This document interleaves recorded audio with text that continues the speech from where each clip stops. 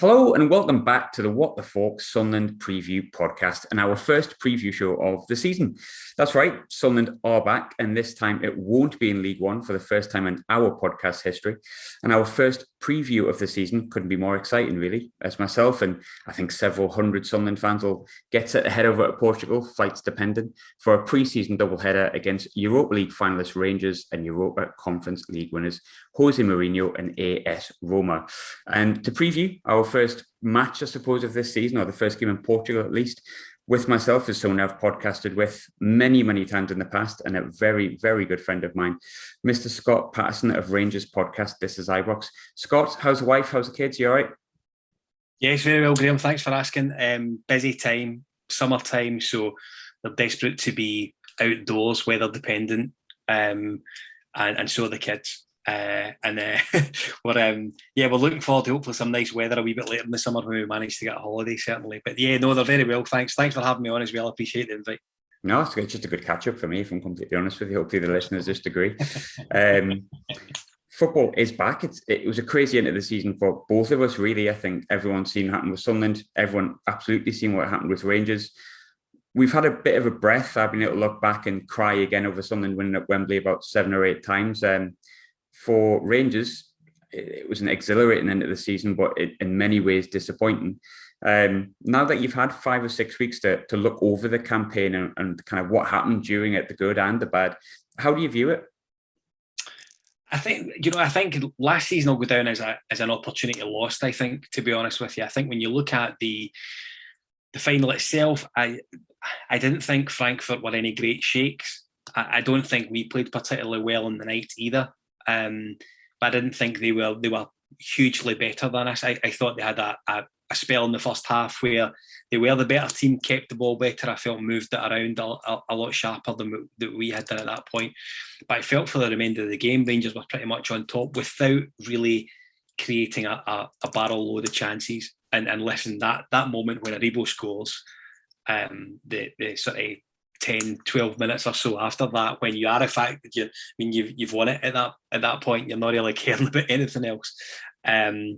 Those were 12 really, really good minutes, and I think the Rangers fans will always look back on that moment as when Aribo scored as something particularly special, particularly guys of a certain vintage like myself. So I'm 42. So very aware that this season they've celebrated the 50 years anniversary of the Barcelona Bears. And of course, there's the Rangers 72 film that's out just now, which covers that in depth. And do you know, it probably reduces a lot of Rangers fans to tears because it's a really emotional watch. And I think naively enough, maybe some supporters thought, do you know what I mean? We could do this. We could really, really do this. And I think we were all in that sort of bucket, if you like. We did think it was a really good opportunity, and it was. On the night, it just wasn't to be. I think the thing that they did do that I felt was particularly impressive is that they came back and really pulled their socks up and won the Scottish Cup final, which is a trophy that's been synonymous with Rangers' success in their 150 years. So it was good to get that trophy back again. But I think for them to go from such a low, and it must have been a low for some of these guys, Aaron Ramsey in particular, a huge low for him, to go from that low to then really having to be ready to maintain a high that following weekend for the Scottish Cup final, I think was quite admirable. I think you got to factor in the fact it was double extra time as well and stuff like that. So yeah, absolutely. And I think it's weird. Obviously people know I live up in Scotland. People know I'm frequently at Ibrox as well, although Sunderland are my first team. I'm not really sure you could have written the script for it last August. I think I'm not wrong here in saying Rangers were comfortably favourites for the title. Got to be fair to Celtic and say that they've had a resurgence and done really well under Postecoglou. But then again, no one expected a European final. Ultimately, was there more positives for that season than negatives now that you look back at it? That's difficult because I think when you start out in August and we'll start out in a couple of weeks, the priority is to win the league. And I can hear my ThisIsIbrox editor in the background screaming at you, league's priority. And listen, he's absolutely right. The importance of of winning the league at the start of the season can never be understated. That's the bread and butter. That's what you need to do. It's what I think a manager will ultimately always be judged on. And I think Giovanni van Bronckhorst will know going into this season that while progression to the Champions League, and incidentally it looks possible, there's a good chance the Rangers could get to the Champions League this year. Gio will know that his priority, when they walk out in the Tony Macaroni in a couple of weeks' time, he'll be very, very aware that he'll be monitored on what he does in the league next season. I don't think there's any doubt about that.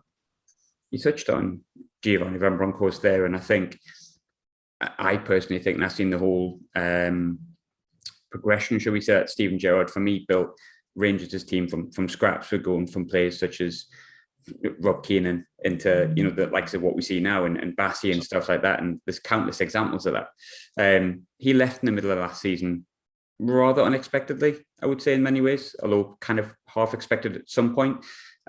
He's replaced by Gio van Bronckhorst, who at points has had people saying he's not good enough, at points really praised him. He's only really had half a year in charge. You personally, how do you view the time he's had in charge so far? Listen, it's been okay. I probably wouldn't go much further than that. And the reason I wouldn't go much further than that is that just as you say, he's not really had a full sort of summer transfer window to be properly judged on. He's not had a full season to be judged on as well. The one thing that will go against him, and he'll know this from being a player at Ibrox, and I think this is the huge difference just now.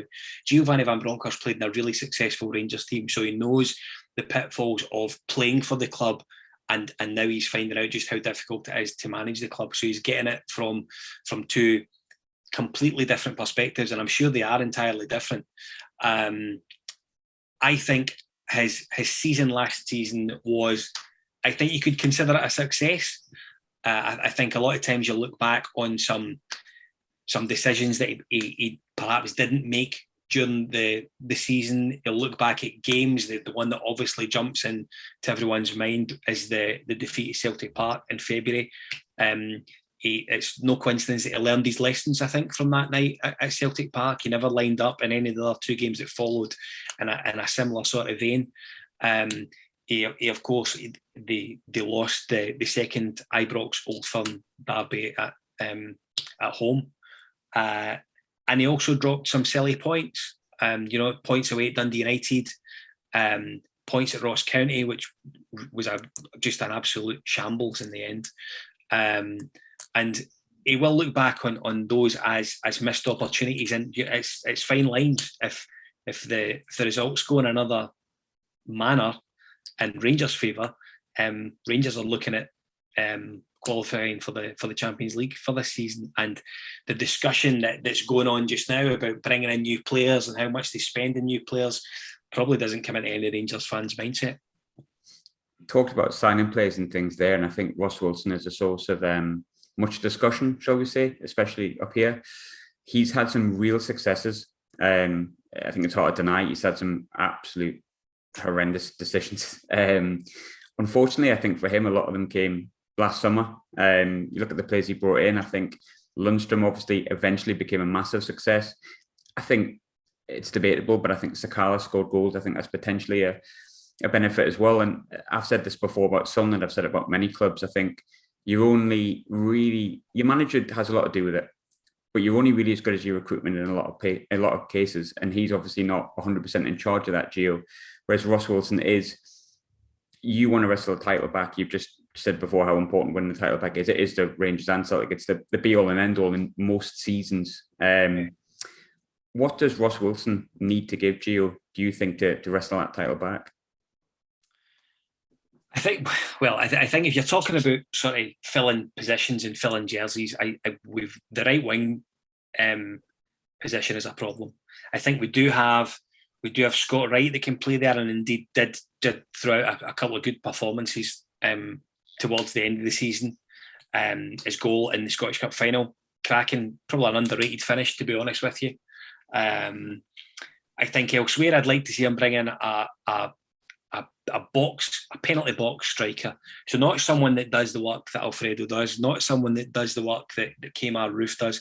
Someone of the ilk almost of Chris Boyd, who will score sort of 2-3 goals when they're playing against teams like Ross County. I apologise to any Ross County fans watching. I'm just using that as an example. But the smaller sort of teams, the bottom 6 teams like Aberdeen, maybe what you're looking for is a striker who's going to take advantage of maybe playing against those lesser experienced teams and defenders in the top league, and really scores a barload of goals. Because the reality is, we can't rely on Alfredo Morelos for another season to drag us through up front, and I think we've almost found ourselves relying on that. Now, whether that's because of the way the team's set up, or it's whether Morelos is just keen to play every game, which I'm sure he is. But I think we have to find a way to rely on someone else to score 20 goals a season, because at the moment the output from Morelos is there, but I think it's unfair to look for it for another year.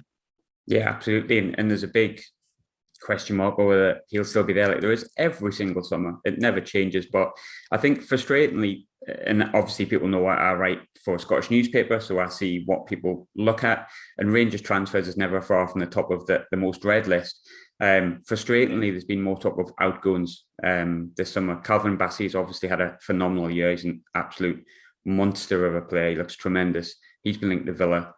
That's died down a little bit. Joe Rebo's a new one. You're left on his contract, linked to Palace, linked to other places. And I touched on Morelos again there. Again, there's a lot of links to players going out, how much they're going to bring in, how they can be reinvested. But moving away from them potentially going, how important is it to actually keep hold of those players as well?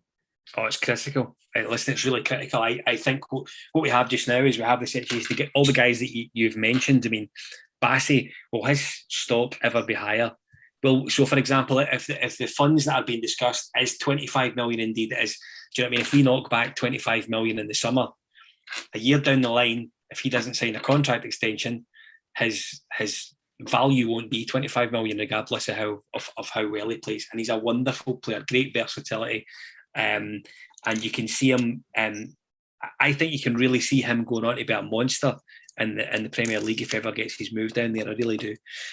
Elsewhere, Aribo, Kent, Morelos, all moving into the last years of their contract. Really dangerous situation. I felt we played the cards as far as Goldson were concerned very close to our chest. I think there was maybe more knowledge from a Rangers perspective that he was going to stay there, maybe what everyone maybe was led to believe. I don't believe for a second we let the season disappear in the fashion that we did, and then hey presto, he signed on for another 4 years, for example. I think there's a bit more to it than that, and I'm delighted for that because he's a wonderful big defender. Are we comfortable with running the same sort of risk with guys like Kent and Morelos and Aribo? I certainly aren't. I would hate to lose these guys for nothing, and I think there is a risk of that. You can look at particularly Morelos. I mean, Morelos came in for £1 million, I think it was, from Finland, and the money that he's probably generated for the football club alone and his exploits since then, and not just last season. I mean, you look at the trips to Feyenoord, the trips to Porto, where he played out of his skin. The 2 headers that he scored in Feyenoord were absolutely incredible. If you're seeing them on Match of the Day on a Saturday night, or you're watching them on La Liga TV, and Ronaldo's on the end of them, they're waxing lyrical about them. So he's someone who you would like to sign another extension. And if he signs another extension, this applies to any of them.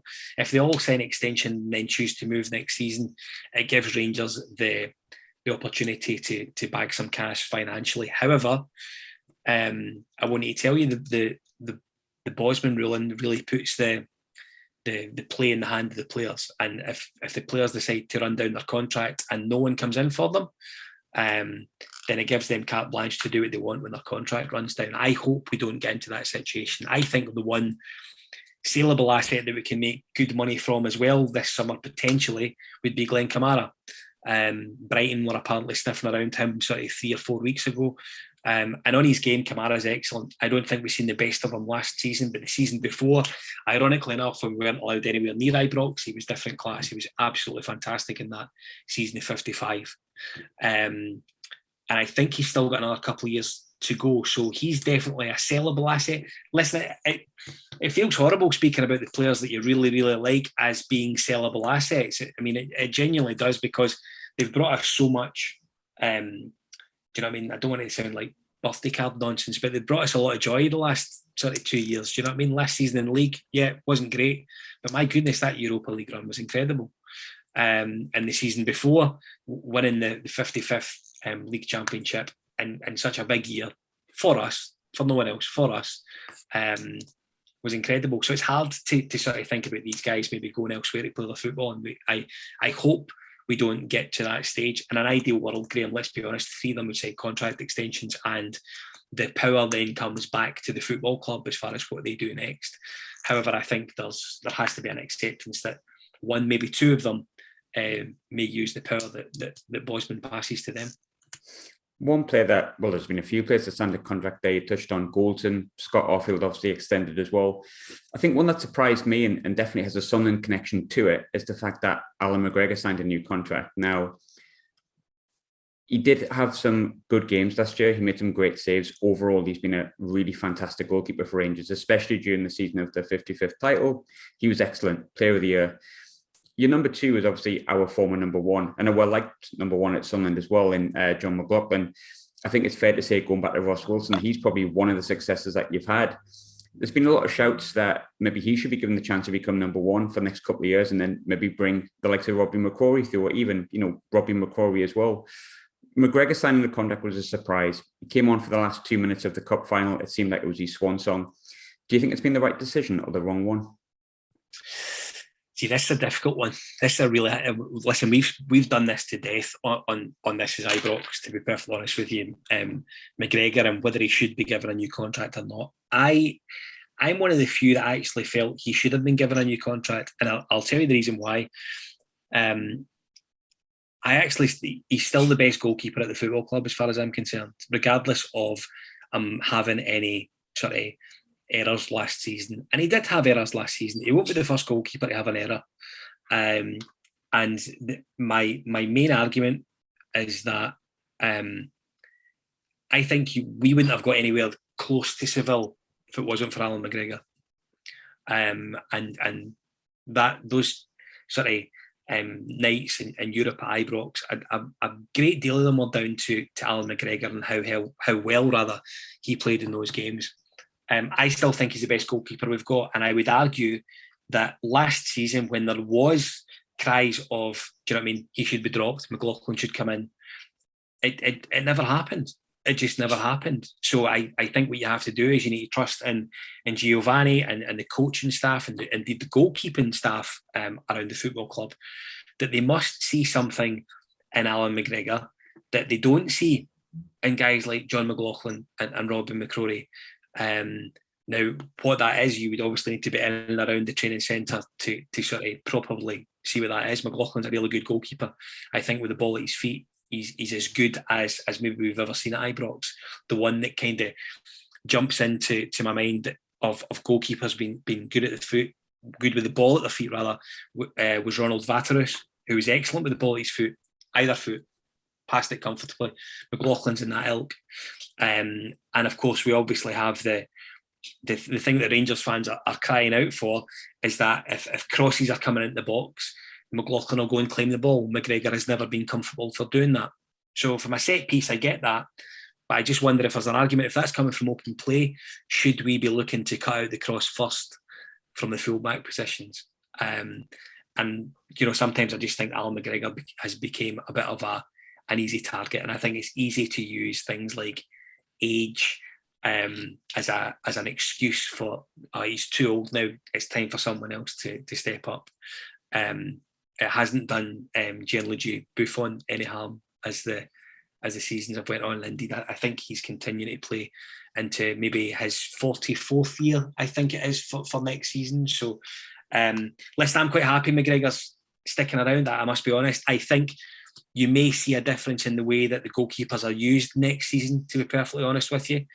But But fair play to Giovanni, he can't help but notice that there is murmurings in the crowd and amongst the fans that, do you know what I mean, should he have been given a new contract? Should McLaughlin start as the number one? Particularly after McLaughlin's not long signed a new contract.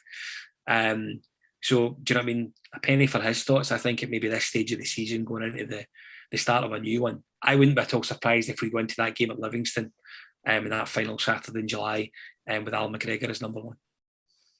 In regards to goalies, it would be really wrong and remiss of me not to mention, obviously, the really, really sad passing of Andy Gorham this week. Rangers as a whole have had a phenomenal year in terms of getting to the European final. Everything we've touched on before, really memorable nights at Ibrox, but unfortunately, and really sadly, have lost Walter Smith, Jimmy Bell, and now Andy Gorham. I don't really know how to sort of word this question, to be completely honest, but it's just a really sad year, isn't it, for the amount of people that Rangers Football Club have lost? Yeah, horrendous. I mean, as I say, 42. So I lived through 9 in a row, quite vividly, and each of the three guys you mentioned, of course, Jimmy Bell was sort of coach driver and then kit man, and got closer to the touchline than I ever did. So rightfully retains a position in that fabric at the football club. Listen, it's been hard. There's no two ways about it. I think that the passing of Walter Smith was absolutely massive, and I think it's something that it really sort of sent a shiver down the spine of Rangers fans, because he was, in our day, he was Mr. Rangers. You know what I mean? You mentioned Rangers, you thought. You probably still think, if you think of Rangers, you think of Walter Smith, Ali McCoist. Do you know what I mean? They're the two names that pop in your head straight away, and it's hard to, I think, fathom now that Walter Smith isn't around anymore. That was particularly sad.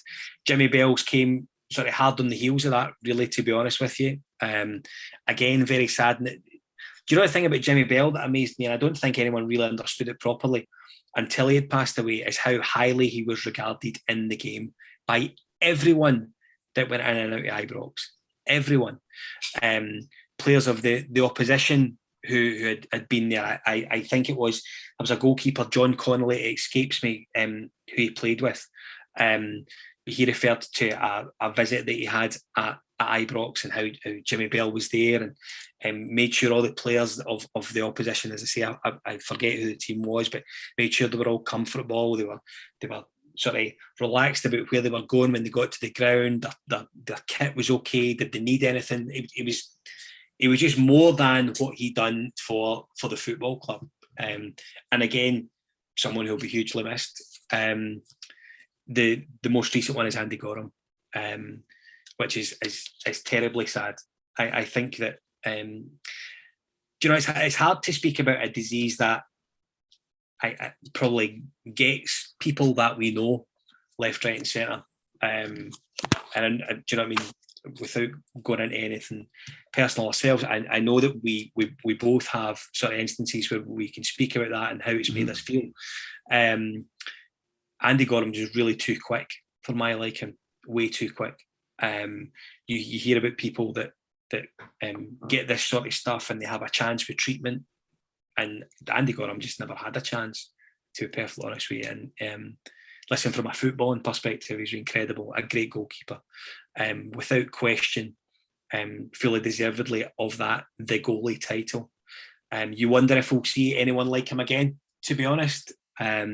Someone who stepped up when he was really, really needed. We spoke in the podcast over at ThisIsIbrox just at the weekend past there, and we referred to the saves from Pierre Van Hooijdonk, one at Celtic Park from the penalty, the one at Ibrox, which is an incredible save. We referred to the game at Leeds, Elland Road, when he's keeping guys like Eric Cantona, Gary McAllister, Rod Wallace, who of course went to play for us later, kept them all at bay. I remember seeing footage of, it was shortly after, I'm sure, after Walter Smith indeed had put him on the transfer list because he went AWOL in Tenerife for a week. And he went, do you know what I mean? He worked his arse off, Graham, to get back to a standard of fitness, and Rangers went to Greece to play AEK Athens. And we got an absolute doing that night. I can't remember if it finished 2 or 3-0, but we got an absolute tanking, make no mistake about it. And Andy Gorham kept it respectful. His performance in goals that night was incredible. Some of the saves he made was just unbelievable. But listen, one of the biggest compliments I think I can play to Andy Gorham is my wee guy's 4. So when my son gets to teenage years and maybe showed interest in becoming a goalkeeper, the first person that I would show him footage of would be Andy Gorham, because he was a small guy, odds were against him, but time and time again, he always came up trumps for Rangers. Talking about how sad the situation is, of course it is, and for all the reasons you've just touched on and everything we've read and we've saw and what his teammates and his friends have said across all 3 men that we've just discussed there. Rewinding back 9, 10, maybe a little bit longer years ago, I think, and even still nowadays, a lot of people look at Scottish football as a whole as Farmers League. You've heard it called, you've heard all sorts of things. You've heard it more than I have. Do you think over the past sort of season, and I mean this, both Glasgow clubs, the things that have happened in terms of the title race being really exciting, unfortunately for Rangers, not the excitement they wanted, but the Europa League run, the Ibrox nights, and the passing of 3 absolute giants of a football club has really shown the rest of Britain and maybe the rest of the world just how big football is in Glasgow? Yes, I think to a certain extent, I mean, I don't think anyone would ever need to look too far other than Govan to see how big a football club Rangers are. And if you're a follower of a club like we are, we defend them absolutely furiously in any sort of argument and understand them. So, listen, there's no doubt. there's no doubt that the Europa League run has put Rangers seriously back on the map. I think Rangers now can consider themselves not a powerhouse in Europe, but I think they consider themselves now a name to be feared. There won't be many teams that would be looking to draw Rangers in a group stage of a Champions League or a knockout match to get to a Champions League. Not many people would want to come to Glasgow having to win or get a result to progress into a big stage of a tournament. But yeah, I mean, I get your point. I think that the last 2 years has really, I think it has been good for the game up here. And listen, I don't want to refer too much to our friends across the city, as you can probably imagine. But there's no doubt if they were to have a decent Champions League spell, which I'll go on record and say I hope they don't, and we are lucky enough to get, I mean, it would be huge for the city of Glasgow for 2 clubs to be in the Champions League. It would be absolutely massive. And listen, as I say, I hope it happens. I hope Rangers are more successful than that lot. Of course I do. But I do hope we have the opportunity to see them both compete in the Champions League. It's a top table and they're both big enough to be there and deservedly so. Anyone listening to this is going to wonder why I haven't asked this yet. And I've contemplated not asking it, but I'm going to have to ask it. So it's coming. Talk about Morelos potentially leaving. Sunderland could do with a backup striker. But one person we desperately do not want to leave, because I love him, he is the best striker in the world, is Ross Stewart, of course. Now, unless you live on the moon, you'll have noticed that there's been 1 or 2 links to Ross Stewart to Rangers. So I suppose my final question is, it's quite obvious that we do not want him to go. I've read a lot of Rangers fans that are not too enamoured by having him, which suits me fine, and every other Sunderland fan find itself. But I know you're quite a measured, balanced man, Scott. Ross Stewart for Rangers, what would, if he was to go, which God, I hope he doesn't, what would be your thoughts? I think if Ross Stewart came in, I think he'd be quite a handy signing. Listen, I'll be brutally honest with you, Graham, I'm not sure he's the sort of player we should be looking at. And by me saying that, I'm not almost sure I can justify it. I think we should be looking to, I think one of the main reasons that we shouldn't be looking at it is because the English market generally is super inflated. So there's a huge argument that you're not getting your coins worth for whatever you decide to press the button on. Alfredo Morelos is an example, and I appreciate the world's changed since we brought him in, but we brought him in for £1 million, which is incredible. I mean, who do you get for £1 million now? Not Ross Stewart. Not Ross Stewart, I'll tell you that. No, you won't. And more so with you guys getting promoted last year, his value goes up another couple of million. Of course it does.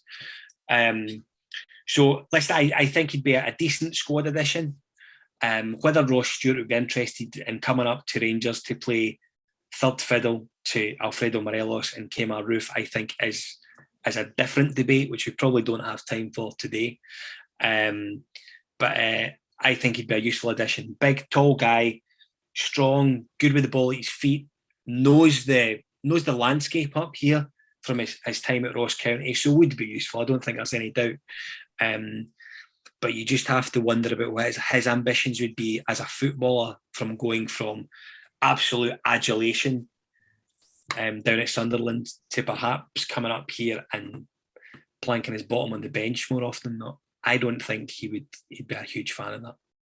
So fair to say, you're happy not having him, we're happy keeping him. He should just stay here if he's listening. Status quo exists, mate. Absolutely right. Perfect.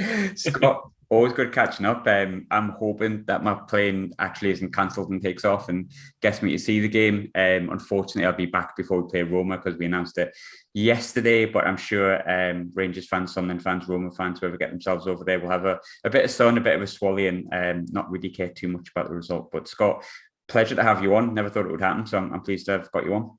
Thanks for having me on, Graham. It's been really good. And listen, I hope you enjoy your trip. I hope it's the first of a lot of competitive games across close season, and I hope you have a really successful championship campaign next season. Thanks very much. Cheers.